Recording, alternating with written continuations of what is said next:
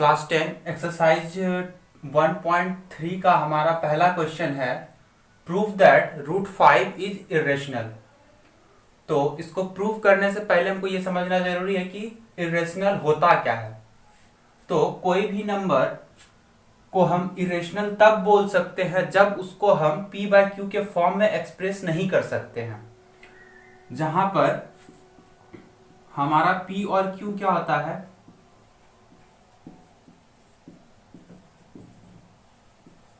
Integers और q not equal to 0। ठीक, पहला तो ये कंडीशन है कि जो जिसको हम p बाय क्यू के फॉर्म में एक्सप्रेस नहीं कर सकते हैं वो इरेशनल होता है।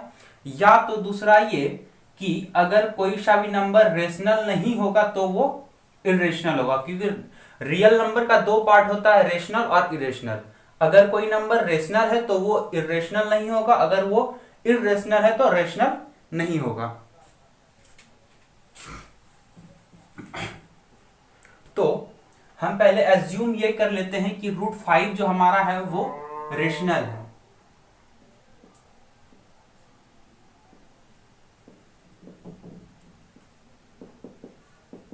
If possible, let root 5 is rational. ठीक है, तो हम मान लिया अगर ये संभव है तो रूट 5 रेशनल नंबर है। और कोई सा भी रेशनल नंबर होता है तो उसको हम p बाय क्यू के फॉर्म में लिख सकते हैं। ठीक है, और p बाय क्यू का कुछ सिंपलेस्ट फॉर्म भी होगा, जैसे अगर हम ले 12 और 20, 4 से 3 टाइम्स में, 4 से 5 टाइम्स में, ये आया मेरा 3 बाय 5। ठीक है, हमारा रेशनल नंबर था 12 बाय 20 जो कि p बाय क्यू के फॉर्म में था। ठीक, और इसी का एक फॉर्म मेरे पास आया 3 बाय 5, ये हमारा 12 बाय 20 का सिंपलेस्ट फॉर्म है।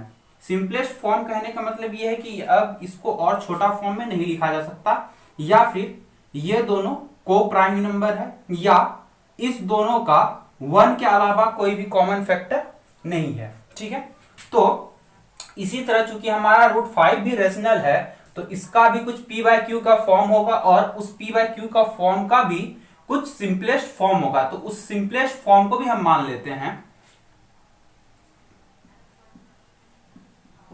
whose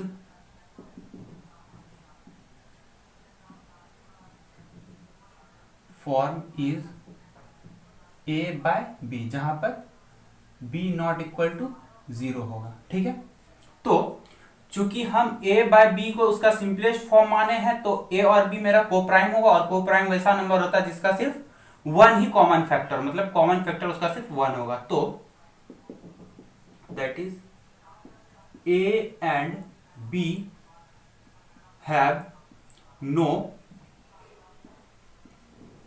common factor other than 1, मतलब a और b का 1 के अलावा कोई भी कॉमन फैक्टर नहीं होगा। ठीक है, देन चूंकि हम रूट 5 को क्या माने हैं a बाय b, तो रूट 5 को हम क्या लिख सकते हैं, root 5 is equal to a by b। ठीक, इसको आगे सॉल्व करने पर हमारा आ जाएगा b root 5 is equal to a। ठीक, अगर इसमें हम दोनों साइड स्क्वायर करते हैं, ऑन स्क्वायरिंग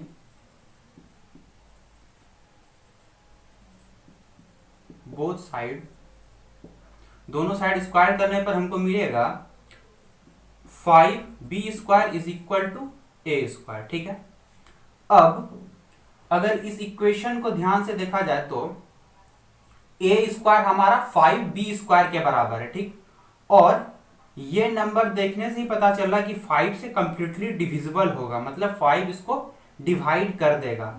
चूंकि ये इस नंबर को 5 डिवाइड कर देगा और इस नंबर के बराबर a स्क्वायर है, तो a स्क्वायर को भी 5 डिवाइड कर देगा। इसका मतलब क्या, 5 डिवाइड्स a स्क्वायर। ठीक है, और चूंकि 5 a स्क्वायर को डिवाइड कर रहा है, और हम लोगों को ये पता है कि अगर कोई प्राइम नंबर a स्क्वायर को डिवाइड करता है तो वो a को भी डिवाइड करेगा, तो हम ऐसा लिख सकते हैं क्या, 5 डिवाइड्स a। ठीक है, अब चूंकि 5 a को डिवाइड कर रहा है तो a का कुछ फैक्टर 5 भी रहा होगा, तब तो 5 डिवाइड कर रहा है। तो हम मान लेते हैं क्या, let a is equal to 5c। ठीक, a 5c के फॉर्म में होगा तो 5 कट जाएगा, मतलब 5 से वो डिविजिबल हो जाएगा। ठीक, अब इस वैल्यू को हम सब्स्टिट्यूट करते हैं यहां पर, put a is equal to 5c in 5b square is equal to a square. तो इस वैल्यू को यहां पर सब्स्टिट्यूट करने के बाद हमको मिलेगा 5b square is equal to 25c square. ये और ये कटेगा 5 टाइम्स में।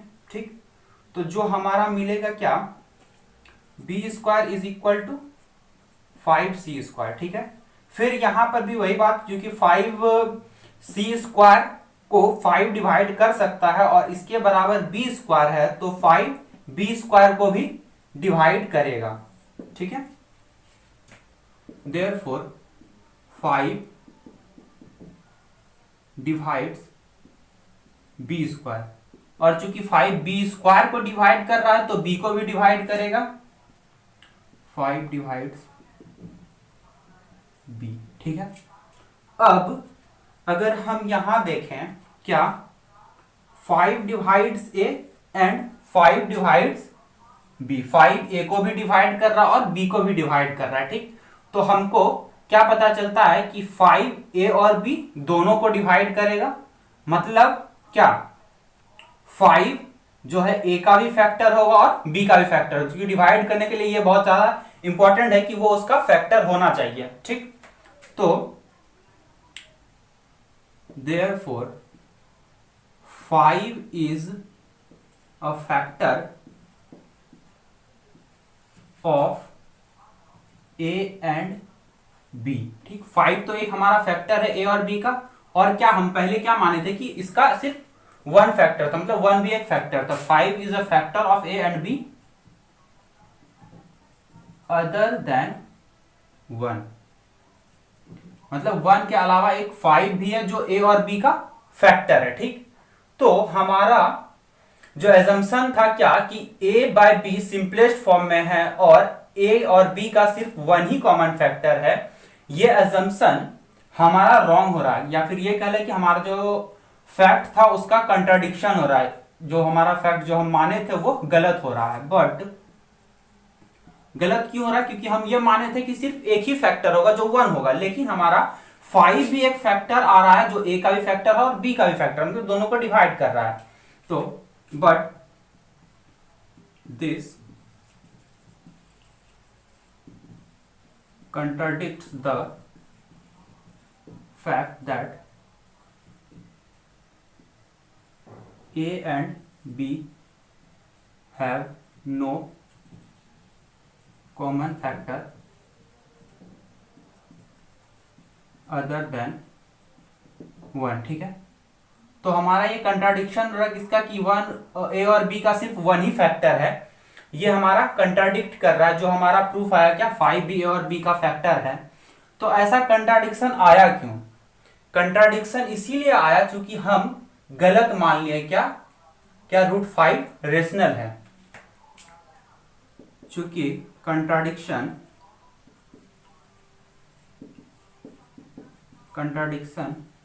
has arisen due to our incorrect assumption that क्या हम अज्यूम किए थे क्या √5 रेशनल है। तो contradiction has arisen due to our incorrect assumption that √5 is rational.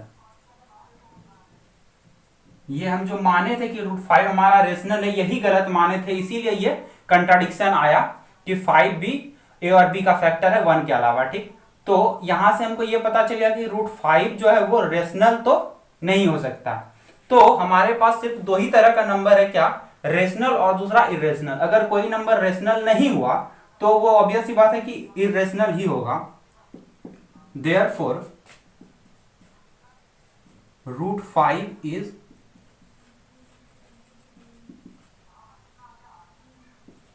Irrational.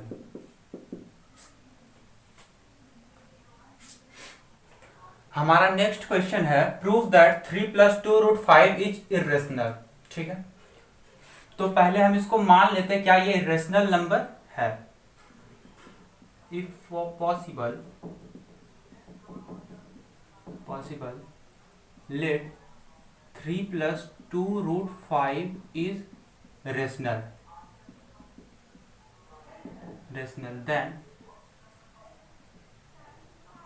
3 + 2√5 is equal to a/b। चूंकि 3 + 2√5 को हम रेशनल माने हैं और रेशनल नंबर को a/b के फॉर्म में हम लिख सकते हैं, तो हम इसको ऐसा लिख सकते हैं क्या 3 + 2√5 is equal to a/b। ठीक है, अब इसको आगे अगर सॉल्व करें हम तो 2√5 is equal to a/b - 3, फिर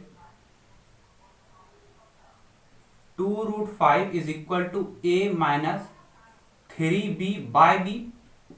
This implies √5 is equal to a - 3b/2b। ठीक है, यहां से हमारा क्या आया, √5 is equal to a - 3b/2b। ठीक है, अगर हम RHS साइड देखें तो हमारे पास है a - 3b/2b और a, b और 3 ये सारा इंटीजर है और 2 भी इंटीजर है, तो ओवरऑल ये जो आएगा ये भी हमारा एक इंटीजर आएगा, चूंकि a - 3b/2b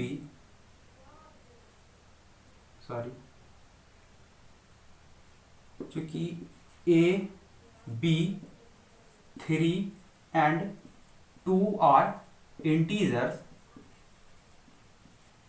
चूंकि ये a, b, 3 और 2 हमारा इंटीजर है, इसलिए ये जो हमारा आएगा ये रेशनल आएगा।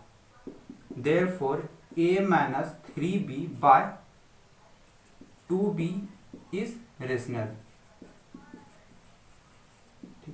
हमारा RHS तो आ गया क्या रेशनल की, ये इसका जो भी वैल्यू आएगा ये एक रेशनल नंबर होगा, लेकिन इसके बराबर ये है और ये इरेशनल है। लेकिन irrational number irrational number rational number क्या बराबर आ रहा है, जो कि पॉसिबल नहीं है, लेकिन फिर भी आया, तो हो सकता है ये कि हम जो एज्यूम किए थे वो गलत होगा, इसीलिए ऐसा पॉसिबल हुआ। ठीक है, तो हमारा ये जो रेशनल आया ये इस फैक्ट को कंट्राडिक्ट कर रहा है क्या कि √5 इरेशनल है, इसको ये गलत बता रहा है क्या, but this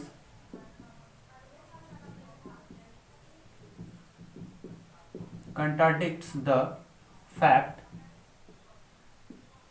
that √5 is irrational। ये क्या कर रहा है, कंट्राडिक्ट कर रहा है इस बात को कि √5 इरेशनल है, इसको ये गलत बता रहा है। चूंकि ये रेशनल नंबर के बराबर आ गया लेकिन ये इरेशनल है, इसीलिए ये गलत बता रहा है। और ये गलत क्यों आया, क्योंकि हम गलत एज्यूम किए थे। This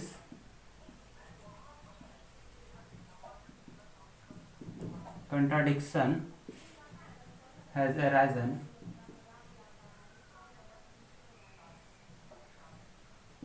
due to wrong assumption that 3 + 2√5 is rational। ये क्यों मतलब जो हमारा √5 आया ये रेशनल आया, ऐसा क्यों, क्योंकि हम गलत एज्यूम किए थे क्या 3 + 2√5 रेशनल है, यही हम गलत माने थे। क्योंकि अब ये रेशनल तो रहा नहीं, तो अब एक ही नंबर हमारे पास बच जाता हुआ है इरेशनल, तो ये पक्का है कि ये इरेशनल ही होगा। Therefore 3 + 2√5 is irrational।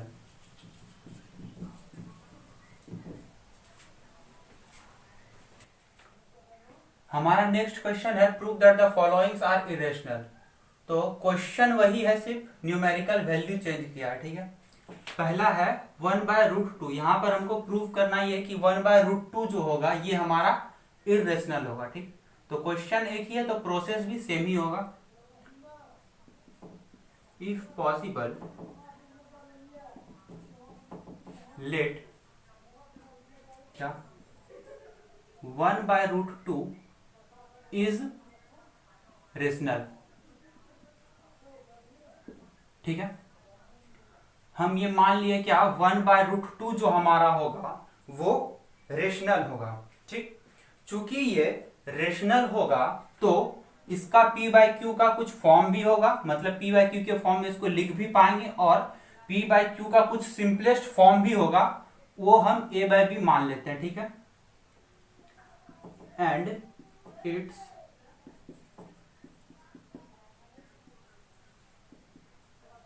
Simplest form is a/b, b not equal to 0। ठीक है, हम इसका सिंपलेस्ट फॉर्म मान लिए a/b।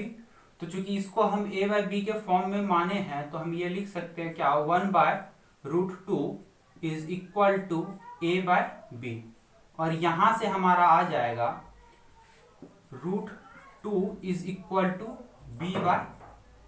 ठीक है, अब चूंकि यहां हम इसको a/b का फॉर्म में माने हैं, मतलब a इंटीजर था, b भी इंटीजर था और b 0 के बराबर नहीं था, यहां पर भी b इंटीजर होगा और a भी इंटीजर होगा, और चूंकि ये दोनों इंटीजर होगा तो ये हमारा रेशनल नंबर होगा।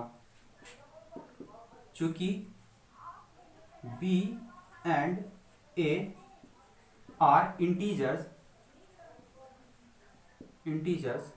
this implies b/a is rational,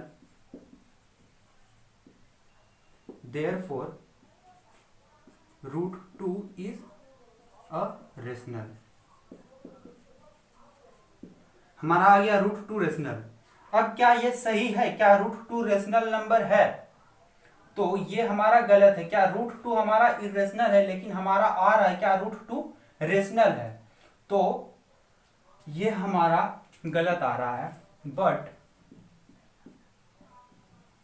this contradicts the fact that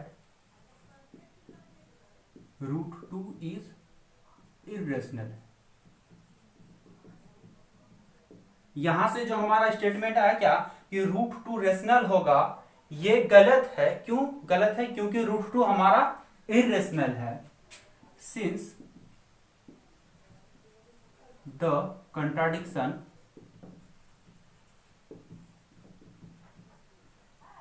has arisen due to, तो कंट्राडिक्शन ऐसा क्यों आया? क्योंकि हम गलत माने थे। क्या गलत माने थे? क्या कि √1/√2 रेशनल है। Since the contradiction has arisen due to our wrong assumption that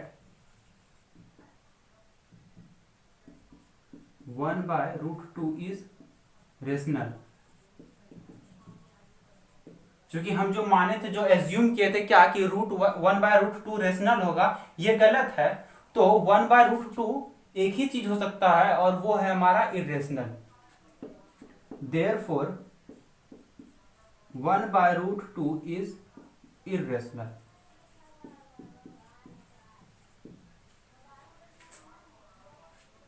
हमारा अगला दो क्वेश्चन जो है क्या 7√5 और तीसरा 6 + √2, दोनों सेम प्रोसेस से बनेगा। तो करना ये है क्या, जैसे इसमें 1/√2 को एज्यूम किए रेशनल, सेम प्रोसेस से चलना है। तो दूसरा नंबर के लिए क्या हो जाएगा, क्या यहां पर इसको हम एज्यूम कर लेंगे 7√5 इज रेशनल। इसका भी कोई सिंपलेस्ट फॉर्म होगा, जो सिंपलेस्ट फॉर्म होगा, तो चूंकि इसी का सिंपलेस्ट फॉर्म माने हैं तो हम क्या लिख सकते हैं 7√5 इज इक्वल टू b/a, और यहां पर आ जाएगा हमारा √5 इज इक्वल टू a/7b। ठीक है,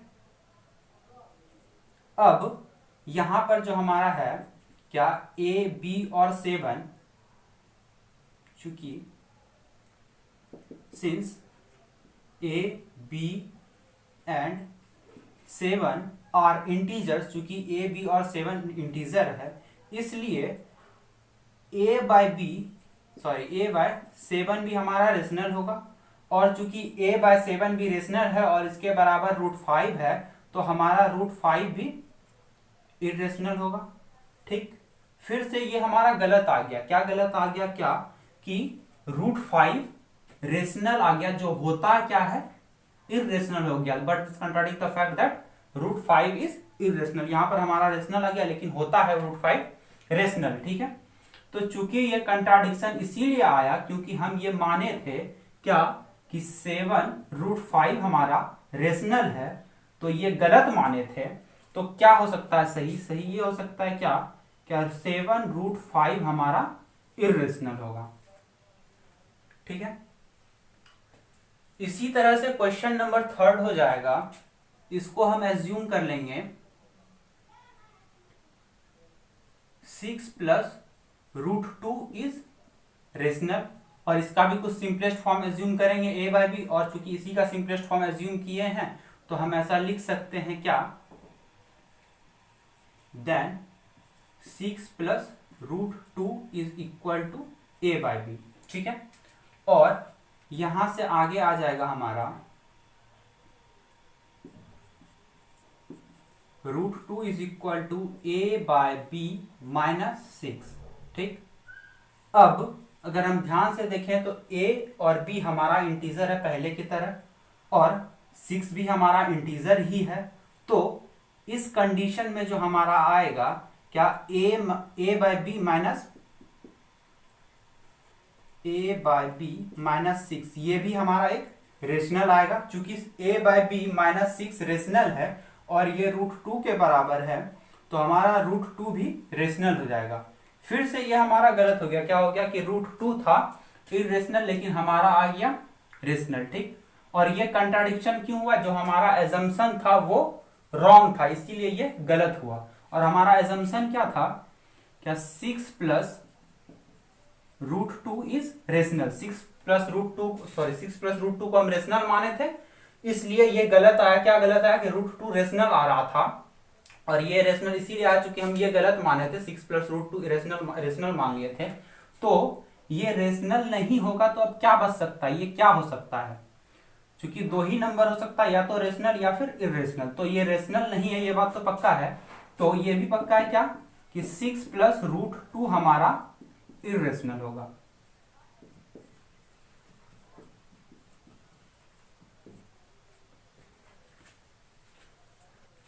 आगे अब हमारे पास इस चैप्टर में मतलब रेशनल इरेशनल प्रूव करने में, अगर इरेशनल प्रूव करने आता है तो वो 2-3 तरह का हो सकता है। क्या हो सकता है? एक तो पहला ये कि या तो सम में हो या फिर डिवीजन में हो। लेकिन पहले फॉर्म पे बात करते हैं क्या, जो हमारा थ्योरम √5 √7 इस तरह का जो भी नंबर आ रहा था वो इरेशनल आ रहा था, जो हम थ्योरम की तरफ प्रूव किए थे। ठीक, तो एक इस तरह का क्वेश्चन आएगा इरेशनल प्रूव करने, और दूसरा इस तरह का क्वेश्चन जो अभी हम किए, ऐड में हो, डिवीजन में हो, मल्टीप्लिकेशन में हो, सब्ट्रैक्शन में हो। जब इस तरह का क्वेश्चन आएगा तो हम पहले वाला फर्स्ट नंबर क्वेश्चन जैसे √5 को इरेशनल प्रूव किए थे उस तरह प्रूव करेंगे। और अगर दूसरा फॉर्म आता है क्या, ये सारा नंबर या तो डिवीजन में होगा या फिर किसी के साथ मल्टीपल में होगा या फिर सब्ट्रैक्शन में होगा या एडिशन में होगा, तो उस सारे क्वेश्चन को हम इस तरह सॉल्व करेंगे जो अभी किए।